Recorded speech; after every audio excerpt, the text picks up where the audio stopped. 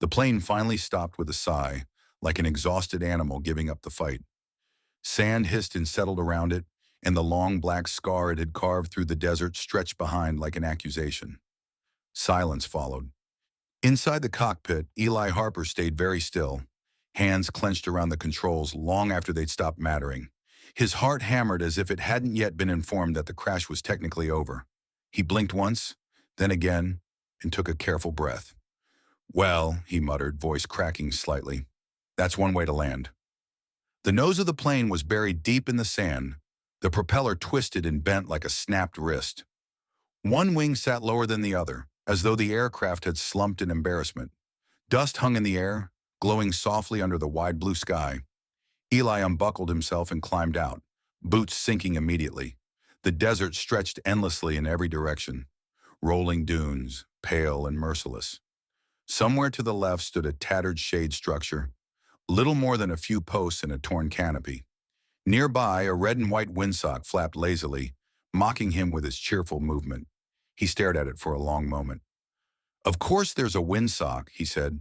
"Where were you 10 minutes ago?" The crash replayed in his head, the engine coughing, the sudden quiet, the helpless glide. He'd aimed for what looked like a strip of firm ground, but sand had opinions of its own. The plane had skidded like a stone across water, only heavier and far less graceful. Eli walked the length of the skid mark, tracing it with his eyes. It was astonishing how far the plane had slid before stopping. Astonishing and terrifying. He felt a shaky laugh bubble up, the kind that came when fear had nowhere else to go. He reached into his pocket and pulled out a small notebook, its edges curled from sweat and sun. On the first page he wrote carefully, "Day 1, still alive. Plane not so much." The desert wind brushed past him, warm and dry, carrying grains of sand that stung his cheeks. He squinted up at the sky. It was vast, indifferent, and painfully beautiful. Clouds drifted lazily, unaware they were witnesses to the worst day of his life. Eli dragged the emergency kit from the plane and set it near the shade structure. The canopy barely blocked the sun, but it was something. He rationed water, counted supplies, and tried not to imagine how small he must look from above. Just a man, a broken plane, and a line in the sand. Hours passed. The sun slid lower, turning the desert gold and then copper. The windsock continued its steady dance. As evening crept in, Eli sat with his back against a post, watching shadows stretch. He thought about why he'd taken the flight in the first place.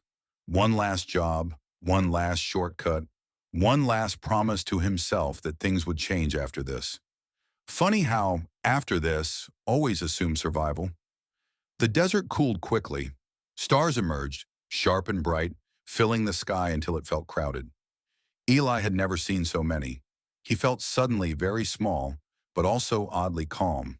The fear softened into something quieter. Patience.